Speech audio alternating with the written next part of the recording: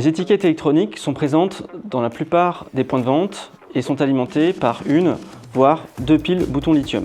Ces étiquettes nécessitent un changement après plusieurs années et chaque magasin organise leur changement selon deux cas de figure. Alors, premier cas de figure, vous êtes équipé avec des étiquettes qui sont scellées. Dans ce cas, il ne faudra pas forcer pour sortir la pile. L'étiquette sera recyclée en l'état. Deuxième cas de figure, vous avez des étiquettes qui contiennent des piles qu'il faut changer individuellement. Et dans ce cas, il va falloir impérativement stocker proprement les piles pour éviter tout risque d'incendie. Donc pourquoi ce risque d'incendie? Parce que d'une part, ces piles contiennent encore de l'énergie résiduelle et que l'ensemble de la surface de la pile est conductrice. Donc, ce qui fait que si vous les stockez en mélange en grande quantité dans un contenant non adapté, elles peuvent entrer en court-circuit et du coup déclencher ce départ de feu.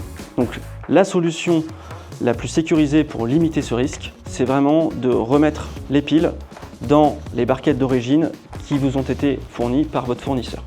Après, il faut faire attention parce que parfois on pense que c'est une bonne idée. Pour gagner de la place, tiens, je vais revider toutes les piles dans le fût ou dans un carton. Il ne faut évidemment pas le faire et donc pour ça, il faut impérativement prévenir tout le personnel du magasin pour bien leur montrer que les piles sont sécurisées et qu'il ne faut pas y toucher. Donc pour la partie reprise, dans le cas où vous avez des étiquettes scellées, nous vous invitons à vous rapprocher de votre fournisseur pour qu'il vous oriente sur la solution la plus appropriée. Et dans le cas où vous avez changé la pile directement, vous avez des palettes avec des cartons.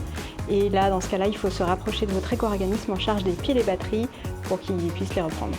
Merci de votre implication et on compte sur vous.